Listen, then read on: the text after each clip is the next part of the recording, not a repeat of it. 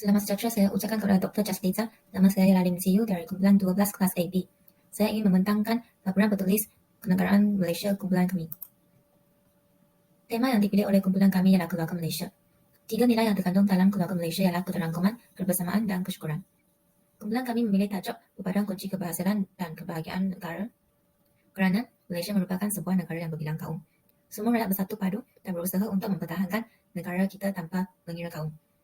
Melalui perpaduan, konsep keluarga Malaysia dapat dijayakan dan negara akan menuju ke arah kejayaan. Jelaslah bahawa perpaduan adalah sangat penting. Oleh itu, kumpulan kami membuat keputusan untuk memilih tajuk iaitu perpaduan kunci keberhasilan dan kebahagiaan negara. Seterusnya, saya ingin membentangkan pengenalan kumpulan kami. Definisi keluarga ialah asas masyarakat dan terdiri daripada kumpulan manusia yang berkumpul dan tinggal bersama-sama di sesuatu tempat dalam keadaan saling bergantungan. Dalam Malaysia, kita mempunyai 3 kaum yang utama iaitu kaum Melayu, kaum Cina dan kaum India. Semua rakyat bersatu padu dan saling tolong-menolong dalam kehidupan harian. Keluarga Malaysia merupakan satu konsep yang dikemukakan oleh Dato' Sri Ismail Sabri. Dan konsep ini memberi keutamaan kepada kesihatan, kesejahteraan dan kesedaran rakyat. Seterusnya, semangat perpaduan dalam kalangan masyarakat Malaysia adalah amat penting bagi merealisasikan impian negara. Maksud perpaduan ialah penyatuan dalam sesebuah masyarakat. Jika tiada perpaduan, sesebuah negara tidak akan mencapai kejayaan. Konsep keluarga Malaysia juga tidak dapat dijayakan dan tanpa perpaduan. Oleh itu, semua rakyat harus mewujudkan semangat perpaduan dalam keluarga Malaysia kerana perpaduan kunci keberhasilan dan kebahagiaan negara. Assalamualaikum warahmatullahi wabarakatuh. Nama saya Nur Amirah Huda binti Nur Syahidan dengan nombor matrik 286202. Saya akan menyambut tentang penyataan masalah. Kajian ini dilakukan berdasarkan daripada peristiwa 13 Mei 1969. Kajian ini dilakukan bagi mengelakkan peristiwa berdarah itu berulang kembali di Malaysia. Punca peristiwa 13 Mei 1969 berlaku disebabkan kurangnya hubungan antara generasi dan tafsiran yang berbeza terhadap perlembagaan oleh pelbagai kaum yang telah membawa kepada pencerobohan politik oleh kaum pendatang dalam beberapa perkara asas mengenai bahasa Melayu dan kedudukan orang Melayu dalam perlembagaan perkara 152 dan 153. Seterusnya, tingkah laku provokatif dan hasutan dalam pilihan raya 10 Mei 1969 oleh Parti Komunis Malaya dan Kongsi Gelap telah mendorong pada penimbulan isu perkauman, syak wasangka dan saling tidak percaya antara orang Cina dan orang Melayu. Tragedi 13 Mei 1969 telah merenggut nyawa seramai 196 orang dan 439 orang tercedera.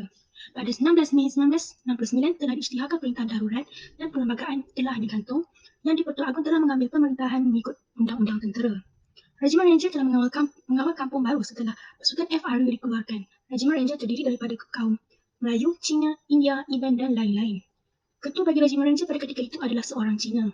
Mereka telah bertindak menembak orang-orang Melayu sehingga mematikan lagi kemarahan orang Melayu. Rumah Menteri Besar Selangor pada waktu itu iaitu Datuk Harun Idris turut menjadi sasaran tembakan oleh Regimen Ranger. Ini menyebabkan mereka diganti dengan askar Melayu. Walau bagaimanapun, askar Melayu telah bertindak memasuki kedai-kedai emas Cina dan mengambil harta benda di situ. Solusi bagi peristiwa 13 Mei 1969 adalah dengan memperkenalkan rukun negara pada 31 Ogos 1970 bersamaan dengan Hari Kemerdekaan Malaysia yang ke-13. Rukun negara itu diperkenalkan oleh Yang di-Pertuan Agong. Rukun negara ini terdiri daripada 5 prinsip yang menjadi kunci kepada keamanan antara etnik dan bertindak untuk menggapai kemajuan bangsa. Ia dilancarkan sebagai penyatu dan pembina semangat nasionalisme dan patriotisme. Matlamat rukun negara adalah untuk mencapai perpaduan yang menyeratkan lagi hubungan masyarakat Malaysia. Tujuan kajian ini adalah untuk mengkaji aspek-aspek yang boleh mengukuhkan perpaduan kaum di Malaysia agar setiap kaum dapat bersatu padu. Perpaduan kaum dapat diterapkan jika semua pihak memahami konsep rukun negara. Tujuan dan objektif kajian ini ialah yang pertama, mengukuhkan perpaduan berteraskan 5 prinsip rukun negara. Yang kedua, membentuk personaliti setiap masyarakat dengan semangat patriotik dan saling menghormati antara satu sama lain. Dan objektif kajian yang ketiga ialah mendedahkan cara dan kepentingan memupuk perpaduan rakyat Malaysia dalam mencapai kebahagiaan dan kesejahteraan negara. Selamat sejahtera, nama saya Syairul dan sekarang saya akan tentang 4.0 iaitu kajian lepas. Kajian lepas terhadap perpaduan. Yang pertama ialah Hishman dan Rabuska. Mereka tumpu kepada hubungan antara pelbagai kaum di Malaysia serta kedudukan sosial masyarakat mengikut etnik. Dan seterusnya Ibrahim Said. Beliau fokus kepada soal mengenal pasti tahap penghayatan identiti nasional di kalangan pelajar berbagai kaum. Beliau menggunakan modal belajar sebagai standar untuk mencari identiti yang boleh dibentuk sebagai identiti nasional. Dan seterusnya Abdullah Taib. Beliau tumpu kepada kebanyakan kajian hubungan kaum di antara pelajar.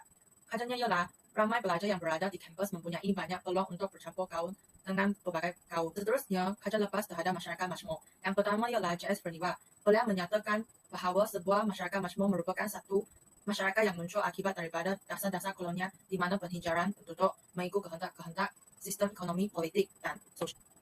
Dan seterusnya, Zainal Klein. Beliau menegaskan bahawa masyarakat majmuk di Malaysia ialah satu kepelbagaian atau keragaman etnik dan budaya berasaskan budaya Bagi metodologi pula, kami menggunakan kaedah kualitatif di mana menggunakan kaedah pemerhatian dan juga penyelidikan melalui internet. Kami memastikan setiap hasil maklumat yang diperoleh juga akan dinilai dilakukan penambahbaikan supaya sumber yang didapati mempunyai ciri-ciri kesahihan dan juga boleh dipercayai. Saya ingin membincangkan bahagian perbincangan kumpulan kami. Bahagian ini menjelaskan aspek-aspek yang menunjukkan bahawa semangat perbatuan disemai dalam kalangan rakyat Malaysia. Sekarang saya akan terang 6.1 iaitu perlembagaan dan rukun negara. Rukun negara sebagai ideologi kebangsaan dan dapat memupuk perpaduan antara kaum memandangkan masyarakat akan mempunyai perasaan, fikiran dan nilai-nilai yang sama. Terdapat 5 objektif rukun negara. Objektif yang pertama ialah rukun negara dapat melahirkan masyarakat yang bersikap liberal kepada budaya tradisi yang menarik. Seterusnya, rukun negara juga dapat membentuk masyarakat yang saksama dengan menikmati kemakmuran secara bersama. Rukun negara dapat melahirkan sesebuah masyarakat yang maju dan progresif dan dapat mengukuhkan perpaduan dalam kalangan masyarakat. Akhir sekali, rukun negara dapat memelihara satu cara hidup yang demokratik. Usaha kerajaan untuk mengamalkan amalan rukun negara. Yang pertama, kerajaan dapat mengadakan kempen rukun negara seperti cintailah rukun negara. Dan seterusnya, pihak sekolah dapat mengukuhkan prinsip rukun negara dalam kalangan pelajar. Media massa seperti radio dan televisyen juga dapat memaparkan iklan tentang kepentingan menghayati rukun negara. Aspek yang saya bincangkan ialah aspek sukan. Sukan merupakan semua aktiviti yang memerlukan tenaga dan ketangkasan serta kemahiran semasa dilakukan oleh seseorang. Saya telah mengemukakan beberapa contoh tentang aspek ini. Yang pertama, Olimpik 2020 Tokyo. Olimpik ini baru diadakan pada tahun ini sebab pandemik COVID. Barisan elit telah mengibarkan bendera Malaysia dan memakai pakaian rasmi semasa majlis perasmian. Dan elit-elit tersebut terdiri daripada pelbagai kaum. Ada dalam kalangan mereka yang telah mendapat pencapaian yang baik demi negara. Dan kerana ini telah mengharumkan nama negara dan juga menunjukkan kesetiaan mereka terhadap raja dan negara kerana mereka memakai pakaian rasmi dan sanggup berusaha untuk mencapai kejayaan demi negara. Selain itu, Sukan Paralimpik Tokyo 2020. Sukan ini dianjurkan khas untuk elit-elit kurang upaya. Para elit Malaysia berusaha untuk mencapai kemenangan untuk diri dan demi negara. Mereka mempunyai kepercayaan kepada Tuhan kerana yakin bahawa peluang juga diberikan kepada mereka. Kejayaan beberapa elit telah membanggakan rakyat Malaysia walaupun elit-elit tersebut terdiri daripada kaum yang berbeza. Seterusnya, ini menunjukkan reaksi elit dan rakyat. Untuk elit terdiri daripada pelbagai kaum. Mereka saling bekerjasama dan mempunyai alamat yang sama iaitu mencapai kejayaan demi negara. Telah wujudlah perpaduan dalam kalangan elit Malaysia melalui aspek sukan. Manakala untuk rakyat tidak akan membezakan diri mengikut warna kulit semasa menjalankan aktiviti sukan. Rakyat kita menyokong elit Malaysia tanpa mengira kaum. Mereka adalah sehati sejiwa dan hubungan silaturahim sesama kaum akan dirapatkan. Terdapat 2 aktiviti sukan yang dianjurkan oleh pihak kerajaan untuk memupuk perpaduan dalam kalangan Malaysia. Antaranya ialah Satu Murid Satu Sukan dan Sukma. Satu Murid Satu Sukan memupuk semangat perbuatan dalam kalangan pelajar. Semua pelajar dapat berinteraksi dengan pelajar kaum lain semasa menjalankan aktiviti sukan. Untuk Sukma ini dijalankan secara 2 tahunan. Aktiviti ini dapat memupuk perpaduan dalam kalangan keluarga Malaysia. Perpaduan akan diwujudkan dalam kalangan pemain dan juga penonton. Untuk pemain akan bekerjasama tanpa mengira kaum, dan untuk penonton mereka akan menyokong elit-elit Malaysia walaupun mereka terdiri daripada kaum yang berbeza. Assalamualaikum dan salam sejahtera.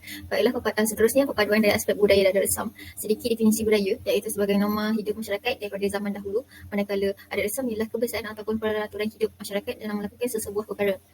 Oleh kerana masyarakat Malaysia terdapat berbagai kaum dalamnya, timbul beberapa isu yang menyebabkan jurang perbezaan kaum semakin besar. Antaranya ialah sikap kurangnya seliti kaum dalam diri seseorang individu, cepat bertindak dan bertutur tanpa berfikir, dan kurang memahami antara satu sama lain. Hal ini sudah semestinya akan melemahkan perpaduan yang terbentuk, merengangkan hubungan serta memecah belahkan perpaduan kaum.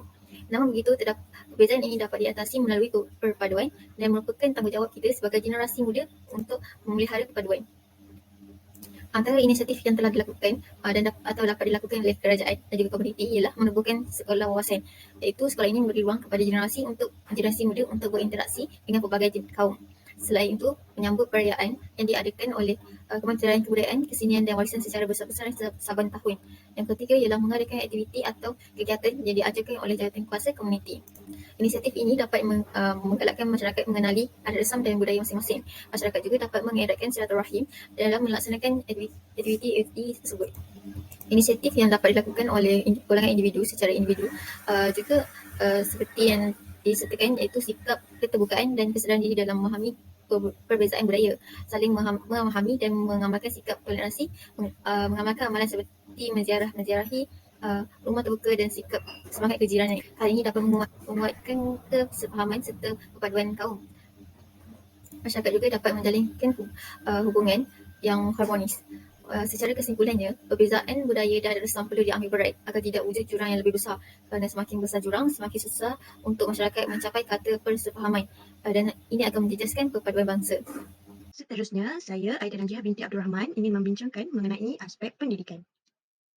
Kajian ini membuktikan bahawa dengan adanya pendidikan dalam diri setiap masyarakat, perpaduan akan terjalin antara satu sama lain tanpa mengira kaum, agama maupun budaya. Bukti yang pertama melalui falsafah pendidikan kebangsaan. Seperti yang kita sedia maklum, melalui falsafah pendidikan kebangsaan sendiri telah mengetengahkan 4 aspek, iaitu jasmani, emosi, rohani dan intelek. Hal ini adalah selaras dengan tujuan utama konsep keluarga Malaysia yang mementingkan perpaduan antara setiap rakyat. Dengan adanya keempat-empat aspek tersebut, rakyat akan dididik dengan lebih mendalam mengenai kepentingan menjalankan tanggungjawab kepada negara. Selain itu, sambutan Hari Kemerdekaan melalui institusi pendidikan. Sebagai contoh, pihak sekolah telah melaksanakan beberapa program seperti program melukis dan mewarna, pertandingan sukan tradisional dan ceramah kemerdekaan. Hal ini dapat memupuk perpaduan kerana setiap aktiviti yang dijalankan akan menggabungkan pelajar Melayu, Cina dan India. Seterusnya ialah sambutan perayaan yang dilaksanakan di institusi pendidikan. Sambutan perayaan bagi setiap kaum perlu dilaksanakan bagi menunjukkan tanda penghargaan dan penghormatan untuk setiap pelajar yang berbilang kaum. Hal ini dapat dilaksanakan setiap kali perayaan seperti Hari Raya, Deepavali dan Tahun Baru Cina. Sambutan seperti ini akan lebih menarik jika mereka memakai pakaian tradisional seperti baju kurung, sari, punjabi dan ceongsam. Di samping itu, yang keempat ialah melalui aktiviti gotong royong. Melalui aktiviti seperti ini, hubungan kekeluargaan dapat dipupuk sekaligus memberi banyak manfaat sampingan. Melalui aktiviti ini bukan sahaja perpaduan dapat dicapai, malah mewujudkan persekitaran institusi pembelajaran yang bersih dan ceria. Yang kelima ialah bacaan ikrar rukun negara dan lagu negaraku. Melalui lirik lagu kebanggaan Malaysia ini sendiri telah membuktikan bahawa Malaysia amat mementingkan perpaduan. Tambahan pula, melalui kewajipan yang dilaksanakan seperti ini, individu akan akur untuk mempertahankan negara daripada berlaku peperangan dan perpecahan kaum. Akhir sekali, penyampaian ilmu melalui program motivasi, kempen dan ceramah. Pihak yang berkepentingan boleh melancarkan program motivasi, kempen atau ceramah bagi menanamkan nilai saling hormat menghormati setiap rakyat di Malaysia. Seterusnya, saya akan menyambut tentang aspek perpaduan melalui keagamaan. Menurut Puai Wadaminta, agama adalah kepercayaan dan penyembahan kepada Tuhan atau Dewa yang berkaitan dengan amanah. Kepercayaan ini telah wujud dari zaman prasejarah. Rukun negara yang pertama menggariskan tentang kepercayaan kepada Tuhan, iaitu keyakinan terhadap kewujudan Tuhan dan kesanggupan untuk melakukan segala perintahnya dan meninggalkan larangannya. Malaysia mempunyai pelbagai agama kerana rata-rata penduduk di Malaysia adalah daripada pelbagai kaum. Namun, agama rasmi bagi negara ini adalah agama Islam. Rakyat yang bukan beragama Islam bebas untuk menganut agama apa yang mereka mahu. Walaupun terdapat perbezaan agama di Malaysia, semangat perpaduan masih dapat diwujudkan kerana setiap agama mendidik penganutnya untuk sentiasa melakukan kebaikan. Jati diri manusia dapat diuji dengan adanya agama yang dipraktikkan di dalam kehidupan seharian. Agama mampu mengeratkan kaum. Ini kerana sikap hormat menghormati yang diterapkan oleh pelbagai agama dapat meningkatkan lagi persefahaman antara kaum. Pembelajaran dan pengamalan ajaran agama yang betul dapat membantu masyarakat untuk hidup dengan aman dan makmur. Orang yang mempercayai Tuhan tidak akan melakukan sesuatu yang boleh mendatangkan keburukan kepadanya. Ini kerana mereka mengetahui bahawa adanya Tuhan yang sentiasa memerhati setiap tindakan yang mereka lakukan. Setiap agama mendidik penganutnya untuk melakukan kebaikan dan tidak mengajar mereka untuk membenci orang lain kerana tiada agama yang menyuruh kita melakukan kejahatan. Semangat perpaduan lahir daripada pegangan agama yang kukuh. Pegangan agama yang kukuh akan melahirkan insan berperibadi mulia. Ini kerana agama telah mendidik jiwa kita untuk sentiasa bersangka baik dan menjaga perhubungan dengan orang lain. Setiap rakyat yang mempercayai agama yang dianutinya perlu memahami kepercayaan yang dipegang. Ini kerana agama tidak pernah mengajar kita untuk menghina atau mengutuk agama lain demi kepentingan peribadi. Dengan adanya pegangan agama yang kukuh, semangat perpaduan dapat dinikmati bersama tanpa mengira kaum. Ramai yang mengatakan bahawa kepelbagaian agama akan mendatangkan masalah. Namun, jika kita selidiki agama secara mendalam, kita akan mendapati nilai-nilai mulia sejagat yang terkandung dalam setiap doktrin menekankan tentang keharmonian, kasih sayang dan perpaduan, serta mengutuk permusuhan. Walaupun agama yang dianuti adalah berbeza, namun setiap masyarakat Malaysia berkongsi banyak perkara yang sama seperti negara, jalan raya dan juga restoran. Oleh itu, setiap masyarakat perlu menghargai perbezaan agama ini agar dapat membina negara yang lebih hebat. Pegangan agama yang kukuh dan pemahaman agama yang tinggi dapat menguatkan lagi tali silaturahim dalam setiap lapisan masyarakat. Dengan adanya sikap keterbukaan masyarakat untuk memahami setiap agama yang ada, ini akan menguatkan lagi persefahaman antara kaum. Kesimpulannya, kepelbagaian agama merupakan satu kelebihan dan keunikan kepada masyarakat kerana mereka lahir daripada pelbagai agama dan bangsa yang berbeza. Namun perbezaan ini dapat menyatukan masyarakat sebagai satu keluarga Malaysia. Walaupun setiap agama mempunyai ideologi yang berbeza, namun mendidik satu perkara yang sama, iaitu untuk mewujudkan hubungan yang baik sesama manusia. Oleh itu, semua pihak perlu saling menghormati dan memahami perbezaan yang wujud agar perpaduan kaum dapat dikekalkan. Kesejahteraan hidup keluarga Malaysia dapat dipelihara jika semua rakyat memahami konsep rukun negara yang pertama, iaitu kepercayaan kepada Tuhan yang menekankan tentang keagamaan. Sekian, terima kasih. Kesimpulannya, perpaduan penting bagi setiap masyarakat di pelbagai peringkat umur. Oleh itu, rakyat Malaysia perlu mengekalkan perpaduan untuk mencapai kesejahteraan dan kebahagiaan seperti mana yang dihasratkan dalam konsep keluarga Malaysia.